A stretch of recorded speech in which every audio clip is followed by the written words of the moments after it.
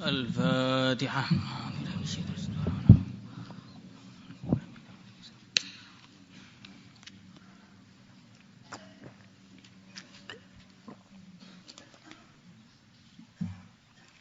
الفاتحة.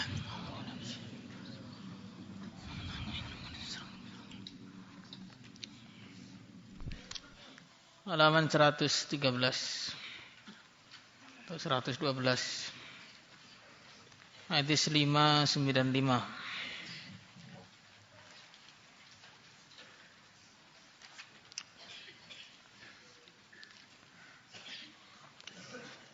Seratus berapa ini?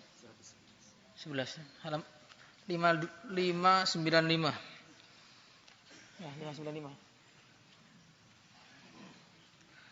Bismillahirrahmanirrahim. Thawabu it'amit ta'am liwajhillahi ta'ala. Pahala memberikan makanan untuk mencari ridha Allah Ta'ala. Qala Allah Ta'ala wa yut'imuna at-ta'ama 'ala hubbihi miskinan wa yatiman wa asira. Innama nut'imukum liwajhillah la nuridu minkum jazaa'an wala syukura. Inna nakhafu min rabbina yawman 'abusan qamtarira.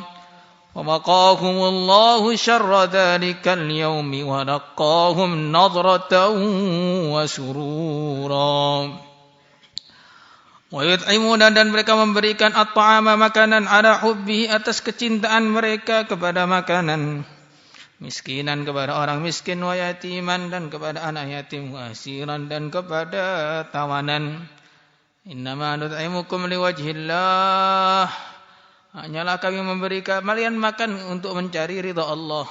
La nuridu minkum jazaan, kami tidak menginginkan dari kalian balasan, wala syukuran, dan tidak pula ucapan terima kasih. Inna, sesungguhnya kami, nakhafu, kami takut, min rabbina, dari Tuhan kami, yauman, pada suatu hari, abusan, yang banyak orang bermuka masam pada waktu itu, qamtarira, yang banyak kesulitannya atau yang panjang.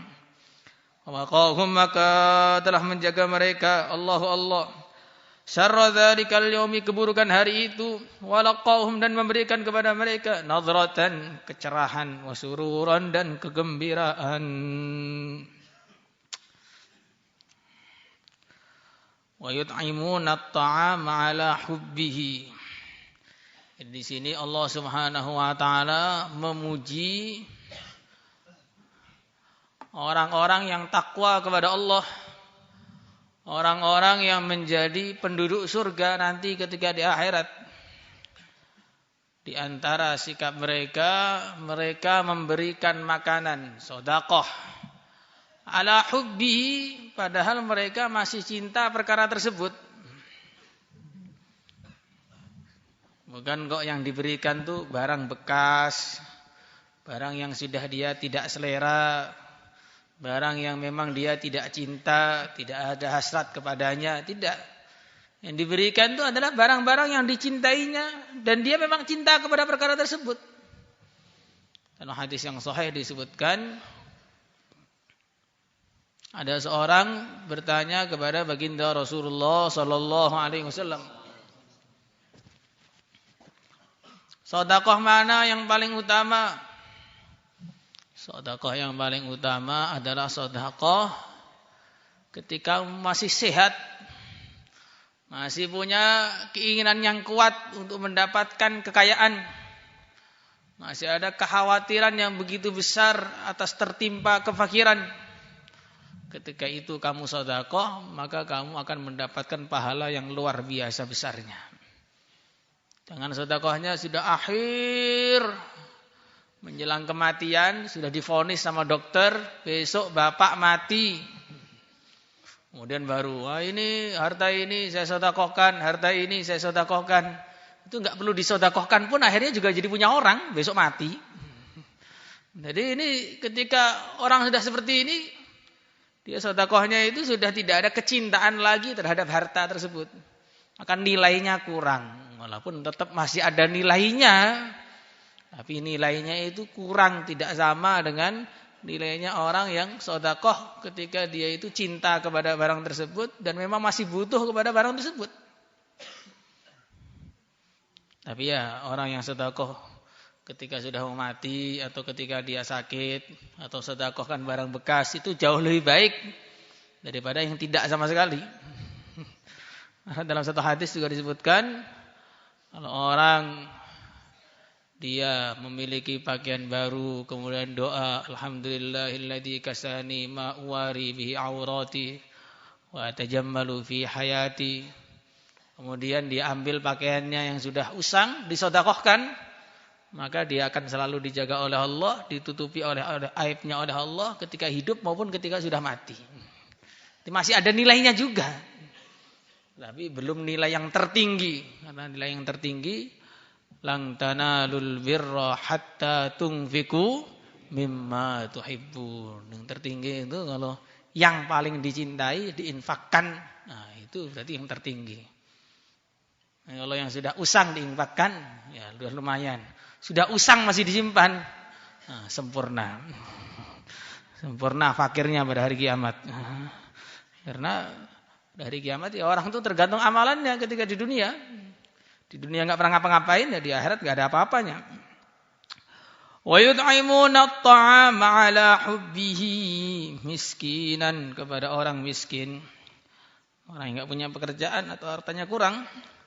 Wa yatiman, kepada anak yatim, orang yang sudah ditinggal mati orang tuanya. Wa asiran, dan tawanan. Para ulama mengatakan maksud tawanan ini ya bisa jadi tawanan perang, bisa jadi budak-budak, bisa jadi pembantu-pembantu, bisa jadi buruh-buruh, bisa jadi istri juga. Itu masuk dalam asyirah ini.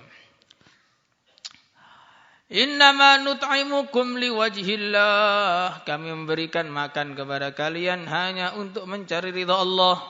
La nuridu minkum jazaan wala syukura.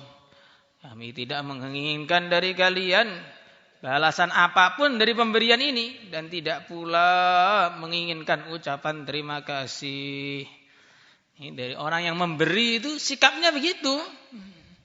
Ini sikapnya orang yang memberi, jangan sampai ada keinginan bahwa kita diberi balasan ganti, kita dikasih ucapan terima kasih, kita dipuji-puji, jangan dicari.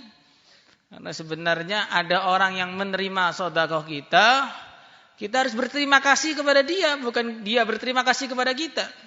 Sebab dengan dia mau menerima sedekah kita, kita mendapatkan pahala yang enggak ada bandingannya daripada sedekah yang kita keluarkan. Maka jangan mencari ucapan terima kasih. Bahkan kalau yang dikasih itu tidak pernah mengucapkan terima kasih, kita harus lebih berterima kasih lagi. Karena berarti pahala kita utuh sempurna di akhirat. Karena kadang-kadang kalau orang tuh ngasih orang lain, kemudian dia mengucapkan terima kasih, dia pengen ngasih lagi, biar dapat ucapan terima kasih lagi. Dia pengen ngasih lagi, biar dapat ucapan terima kasih lagi. Akhirnya pahalanya sudah mulai berkurang. Tapi kalau setiap ngasih diingkari, setiap ngasih tidak dihargai, setiap ngasih malah dicaci, itu sempurna pahalanya di akhirat. Enggak ada seorang ulama yang kaya raya. Beliau ini hari-hari infak kepada keluarganya. Keluarganya, kakak-kakaknya, adik-adiknya, sepupu-sepupunya, Masya Allah, keponakan kemudian kasih semua. Kasih bangunan, kasih rumah, kasih ini, kasih itu, macam-macam dikasih. Tapi yang dikasih itu tidak pernah mengucapkan terima kasih walaupun sekali. Setiap dikasih bilangnya, ini memang hak saya. Padahal nggak pernah kerja, nggak pernah apa. Setiap dikasih, ini memang hak saya. Dan ngasihnya bukan 1.000, 2.000, atau miliar, 2 miliar, 3 miliar. Ini memang hak saya. Nggak tahu hak apa itu, nggak tahu. Maka ulama tadi menceritakan kepada muridnya, saya bersyukur punya keluarga-keluarga yang tidak pernah bersyukur. Sebab karena mereka tidak pernah bersyukur, pahala saya sempurna ketika di akhirat nanti. Jadi ini cara fikirnya orang yang memberi. Beda dengan cara fikirnya orang yang diberi. Ada tuntutan beda lagi. Malam yashkurin nas, lam yashkurillah. Man utiya ata'an, fawajada falyazzi, fa illam yajid fal yasni, fa man athna faqad syakar, wa man katama faqad kafar. Kama jaa fil hadits. Orang yang diberi sesuatu hendaknya dia membalas dengan yang setimpal, minimalnya. Kalau tidak bisa, hendaknya dia memuji pemberian itu. Karena orang yang mau memuji pemberian, dia berarti sudah bersyukur. Yang diam saja sudah kufur. Tuntutan agama ini beda-beda. Pemberi dituntut untuk tidak meminta terima kasih. Yang diberi dituntut, penerima dituntut untuk berterima kasih. Dan dua-duanya harus dikerjakan kepada masing-masingnya. Jangan dibalik. Yang memberi selalu nuntut untuk berterima kasih kepada orang yang dikasih. Kemudian yang menerima selalu menuntut, kamu tuh yang ikhlas, jangan minta terima kasih. Akhirnya dua-duanya jadi gak beramal dua-duanya. Seperti orang kaya, dia harusnya mengamalkan atau menghafalkan hadis-hadis tentang infak. Orang-orang miskin, dia menghafalkan hadis-hadis tentang sabar. Kalau dibalik, ya nggak jadi amal. Orang miskin selalu ngomong, sedekah ini pahalanya besar. Orang kaya bilang, sabar pahalanya besar. Akhirnya dua-duanya nggak amal. Yang ngoceh aja begitu. Jadi tuntutan agama ini semua harus dipraktekkan kepada orangnya masing-masing. Anak punya tuntutan untuk berbakti kepada orang tuanya. Orang tua punya tuntutan menyayangi anaknya. Dua-duanya dipraktekkan. Addu ilaihim haqqahum wasalullaha haqqakum, kata Nabi. Kerjakanlah apa yang menjadi kewajiban kamu, kewajiban orang lain itu bukan urusan kamu. Urusan anak, dia berbakti kepada orang tuanya. Jangan kemudian menuntut harus disayangi. Apalagi kemudian ada yang tanya, Ustaz, ada enggak orang tua yang durhaka kepada anaknya? Kalau anak durhaka kan ada. Kalau orang tua durhaka ada apa enggak? Ya enggak ada orang tua durhaka bagaimana. Kamu durhaka, tanya seperti itu. Jadi tuntutannya berbeda-beda. Seorang ustadz, seorang guru punya tuntutan mengajari santrinya dengan lemah lembut, dengan sebaik-baiknya, menghargai santri-santri. Karena sealim apapun seorang ustadz, kalau enggak ada santrinya enggak jadi alim dia. Ustadz tuh bisa jadi hebat karena ada muridnya. Ustadz tanpa murid langsung hilang kehebatannya. Begitu juga santri harus menghargai ustadznya, menghormatinya. Nah, walaupun ustadz itu ustadz lama. Kadang-kadang ini santri baru lulus daurah, bajunya baru hijau sedikit, sudah nggak bisa nunduk lagi. Ketemu ustadznya yang zaman kelas 1 sudah nggak kayak kenal aja. Bahkan kadang-kadang itu saya lihat tuh, masya Allah, dia belum lahir ustadz itu sudah jadi ustadz sebenarnya. Begitu dia jadi ustadz tuh ngobrol biasa kayak teman baru kemarin sore. Tepuk-tepuk pundaknya, sabar ustadz, masya Allah. Ini terjadi ini. Apalagi di daerah-daerah sana itu kadang-kadang, masya Allah, kurang beradab, lupa. Walaupun sama-sama ustadz yang lulus tahun 90-an dengan ustadz yang baru lulus 2022 ya enggak ada samanya sama sekali. Jadi ini tuntutannya berbeda-beda. Dan dua-duanya harus dikerjakan. Pihak pemberi, pihak ustadz, pihak orang tua, dia punya tuntutan-tuntutan. Pihak orang kaya punya tuntutan-tuntutan. Ya, orang yang miskin, yang menerima pemberian, santri, anak, orang yang lebih muda juga punya tuntutan-tuntutan. Semuanya dikerjakan. Kalau sama-sama dikerjakan, dua-duanya masuk surga. Tapi kalau sama-sama enggak dikerjakan, dua-duanya masuk neraka.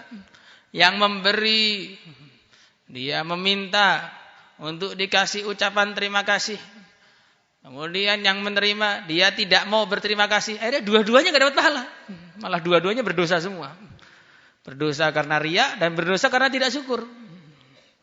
Makanya semua tuntutan agama ini kita pelajari semua. Sehingga setiap kita dalam posisi apapun, kita bisa menjadi yang tepat dalam posisi tersebut. Insyaallah semua niat. Inna nakhafu min rabbina yawman abusan qamtarira. Kenapa mereka bisa ikhlas dalam beramal? Karena mereka ini fikirnya akhirat. Orang itu tidak akan bisa sukses ngamalkan agama dengan baik kalau dia ini tidak mikir akhirat. Karena dunia ini ujian. Orang amal kadang-kadang sepertinya tidak mendapatkan kemudahan. Orang yang tidak amal sepertinya malah mendapatkan kenyamanan, pangkat dan jabatan. Maka kalau pikirannya dunia ya nggak bisa. Tapi kalau pikirannya akhirat maka mudah. Walaupun malam yang begitu dingin, maka dia akan mudah untuk bangkit tahajud. Walaupun harta yang begitu sedikit, dia mudah untuk berinfak. Walaupun malas yang begitu berat, dia tetap saja ngaji dengan sungguh-sungguh. Karena pikirnya akhirat. Tapi kalau orang pikir dunia itu menunda, sampai akhirnya berangkat ke akhirat tidak punya bekal apa-apa. Maka kita ini menghadapi perkara yang besar.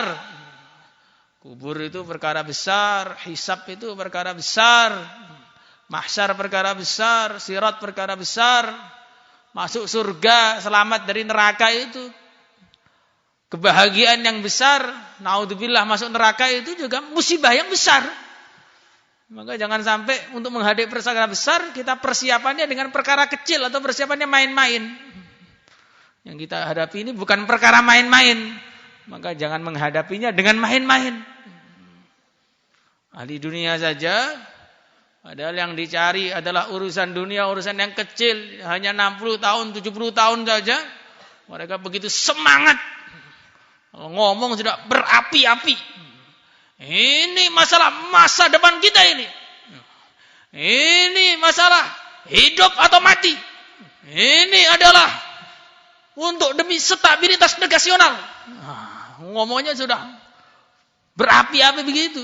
Maka kita jawab saja, ini bukan urusan masa depan pikiranmu itu. Ini mau masuk surga atau masuk neraka ini. Jangan kalah sama ahli dunia. Ahli dunia nyari pangkat dan jabatan yang 5 menit saja itu serius. Masa ahli akhirat mau nyari surga kok gak serius, ngontak, ngantuk. Ngantuk itu istiqomah. Sudah dikasih tahu, ngantuk lagi. Gak merasa lagi. Saya itu apa tuh? Saya gak ngantuk. Cuma termenung sebentar. Tiba-tiba 9:30. Termenung sebentar, tiba-tiba wisuda. Walaupun bajunya hijau gak ada isinya. Jadi yang kita hadapi besar. Maka orang iman itu ciri khasnya apa? Ciri khasnya di dunia ini selalu khawatir terus. Disebutkan dalam Al-Quran, Inna kunna qablu fi ahlina musyfiqin. Kami dulu di keluarga kami, di dunia ini selalu khawatir terus. Ketika di dunia selalu khawatir, famannallahu alaina wa waqana adzabas samum. Maka Allah memberi anugerah kepada kami dan dijaga dari neraka jahanam. Tapi kalau orang kafir, ciri khasnya apa? Kehidupannya di dunia bahagia terus. Amma man utiya kitabahu bisimalihi famma man utiya kitabahu wara'a dhahrihi fasawfa yad'u thubura wa yasla sa'ira innahu kana fi ahlihi masrura. Di dunia dulu itu masrur, gembira terus. Loncat-loncat, muter sana, muter sini kayak enggak jelas. Pokoknya enggak pernah nangis. Ahli dunia ini tidak pernah nangis kecuali perkara-perkara yang remeh yang dia tangisi. Gembira terus, foya-foya terus. Foya-foyanya sudah dihabiskan di dunia, di akhirat tinggal nerakanya saja. Kalau orang iman di dunia sudah dihabiskan sedihnya, ketika di dunia sudah habis, sedih terus. Sampai di akhirat tinggal enaknya saja. Sekarang milih sedih 60 tahun, kemudian enak selamanya, atau enak 60 tahun, kemudian sedih selamanya. Milih mana? Enak dua-duanya.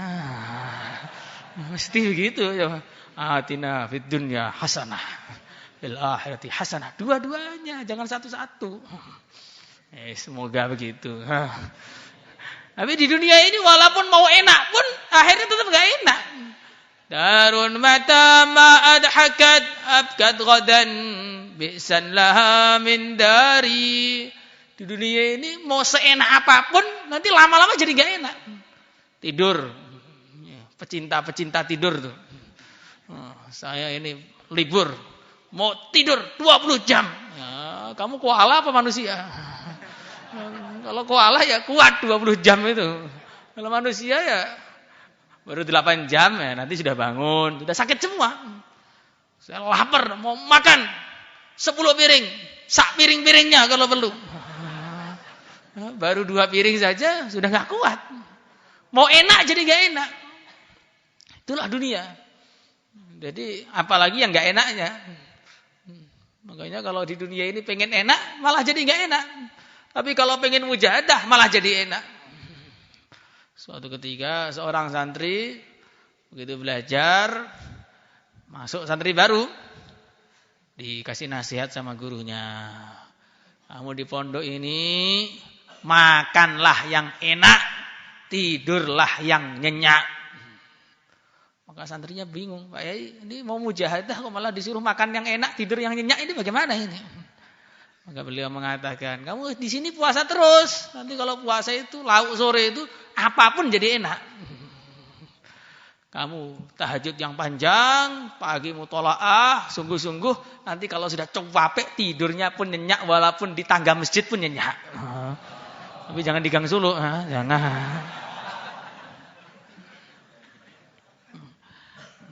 Jadinya di dunia ini orang mau mujahadah malah jadinya enak. Tapi kalau orang tidak mau mujahadah, jadinya malah tidak enak. Itu sudah anugerahnya Allah bagi orang-orang yang mau usaha sungguh-sungguh. Di pondok ini, kalau orang mau mujahadah, tiap hari baca Quran terus. Nanti pas khatam itu akan mendapatkan kenikmatan yang luar biasa. Tapi kalau yang pengennya enak terus, mulai 6:30 nanti ngobrol sebentar, jam 7 izin, beli khidmat, 7:30 ke toilet, jam 9 persiapan tidur. Ya begitu terus itu enggak akan pernah merasakan kenikmatan karena sampai 10 tahun enggak pernah khatam. Jadi orang itu kalau pengennya enak malah enggak pernah enak.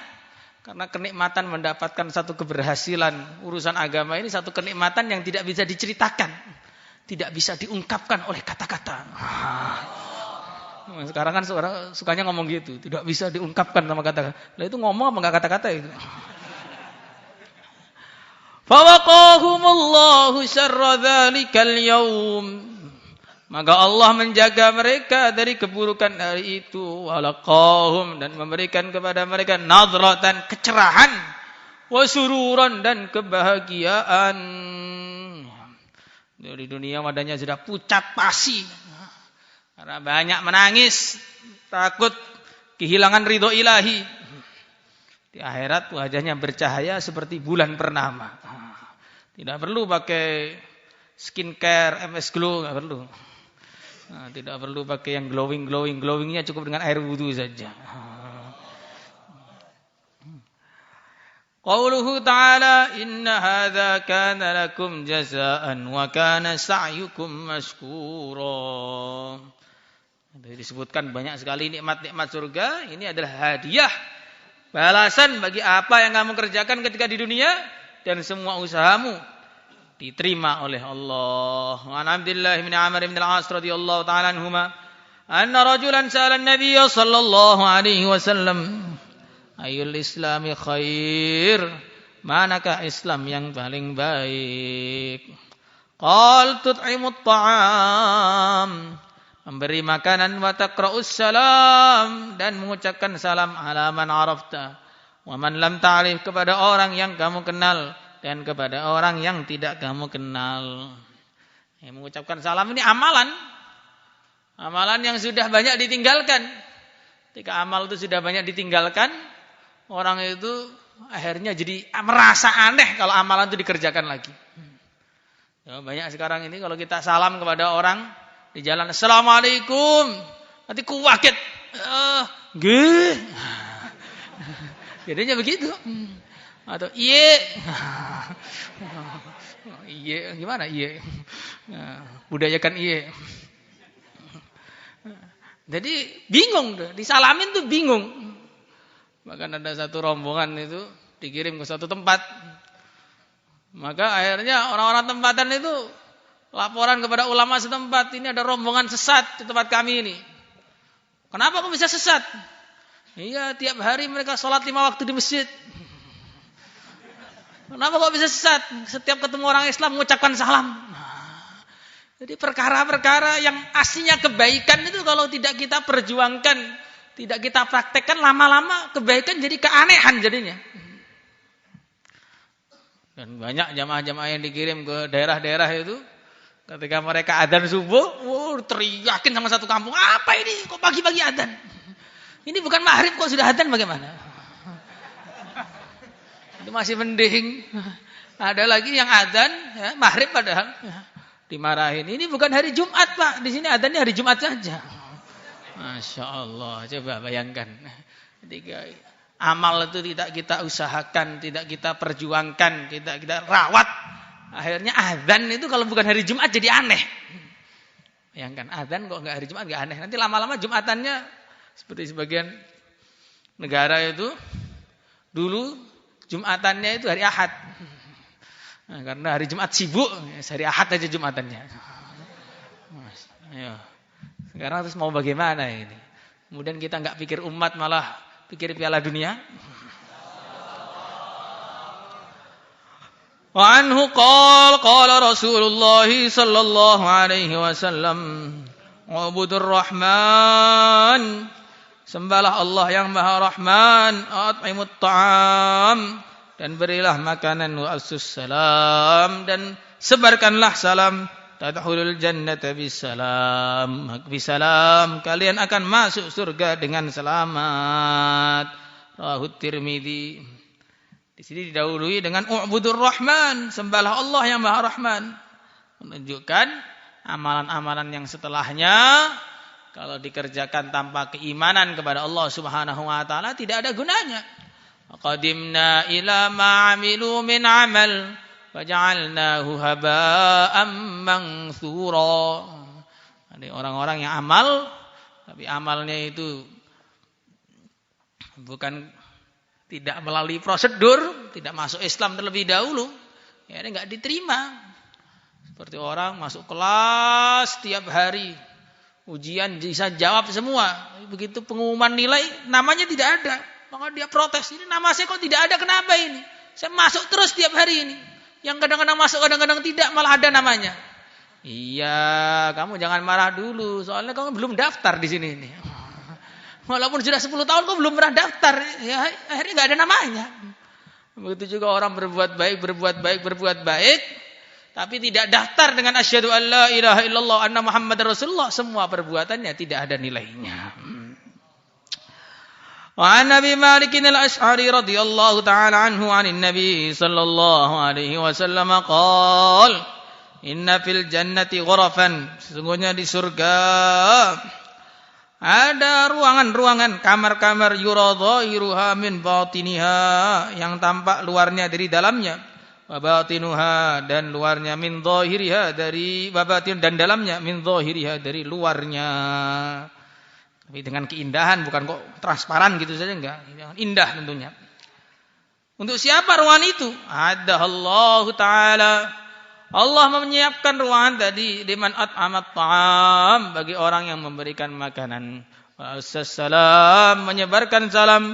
Wa shalla, dan dia salat, wan nasu niyam, sedangkan manusia pada tidur semua. Jadi kalau kita ini membuat amalan dikala orang-orang lain tidak berani korban untuk amalan itu, maka kita akan dapat pahala lebih. Disebutkan dalam satu riwayat, ada orang sedang duduk-duduk di surga. Ketika tengah-tengah duduk, dia melihat ada orang naik kuda yang begitu indah, terbang ke sana kemari. Maka dia tanya, bagaimana mereka kok bisa dapat kuda-kuda yang begitu indah itu, bagaimana? Maka para malaikat menjawab, itu disebabkan mereka suka berpuasa sedangkan kamu makan saja. Disuruh puasa itu enggak mau. Kalau enggak Ramadan enggak puasa. Kadang-kadang Ramadan pun alasan safar tidak berpuasa. Tidak mau puasa. Kemudian mereka ini berjuang sedangkan kamu di rumah saja. Mereka ini selalu tahajud di malam hari sedangkan kamu bangunnya setelah terbit matahari. Bahkan sebagian setelah tenggelamnya matahari baru bangun lagi. Jadi ketika orang itu punya pengorbanan lebih, orang-orang sedang tidur dia bangkit berdiri, orang-orang tidak mau infak dia infak, orang-orang sibuk dengan dunia dia mikir akhirat, orang-orang ingat makhluk dia ingat kepada Allah, maka nanti di sini dia akan mendapatkan pahala yang istimewa. Sebaliknya, nah ini harus diperhatikan. Kalau orang itu kondisi orang-orang taat kepada Allah, kok dia malah lalai kepada Allah, hukumannya juga lebih. Yang lain pada melek tidur sendiri, yang lain itu adalah korban cuma ngambil dagingnya orang lain. Nah, yang lain masuk kelas dia muter-muter. Nah, ini dosanya lebih besar. Karena orang itu ada 3 tingkatan. Nah, tingkatan yang tertinggi itu ketika orang tidak amal, dia amal. Tingkatan yang nomor 2, orang amal, dia amal, orang tidak amal, dia tidak amal. Masih mending. Ini tingkatan yang ketiga, orang sedang sibuk amal, dia sibuk meninggalkan amal. Ini bahaya bagi para santri ini, karena santri ini suasana amal. Maka yang alfa, yang bolos, yang ngantuan, itu semuanya ini masuk dalam ancaman ini. Ini ancaman orang-orang di tengah orang beramal, dia malah tidak beramal. Kadang-kadang kelihatannya sama-sama duduk. Ini duduk semua. Gak ada yang baring. Berani baring rata lah. Rata lantai. Gak ada yang baring. Semua duduk semua. Tapi duduknya ada yang mikir ngaji, duduknya ada yang lihat kitab, duduknya ada yang mikir makan sore. Ini kok gak selesai-selesai dari tadi ini. Nilainya ya beda-beda. Ada lagi yang pikirannya sok tahu sekali. Ini lebih parah lagi jadinya. Jadi pikiran yang begini-begini itu nanti tulisannya di catatan amal kita ya beda-beda. Ini pikiran ngaji, ini pikiran amal, ini persiapan ini persiapan makan, ini beda-beda. Makanya kita harus perbaiki amal kita. Insyaallah semangat. Allahumma shalli ala sayyidina Muhammad wa ala ali sayyidina Muhammad. Alhamdulillahirabbil alamin. Allahumma anfa'na ma 'allamtana wa 'allimna ma yanfa'una wa zidna 'ilma. Alhamdulillah ala kulli hal wa na'udzu billahi min hali ahli an-nar. Ya qadiyal hajat ya kafiyal muhimmat. Iqdi hawaijana waqfina muhimmatina. Himmatid dunya wal akhirah. Sallallahu alaihi ala sayyidina Maulana Muhammad. Alhamdulillahi rabbil alamin. Salatul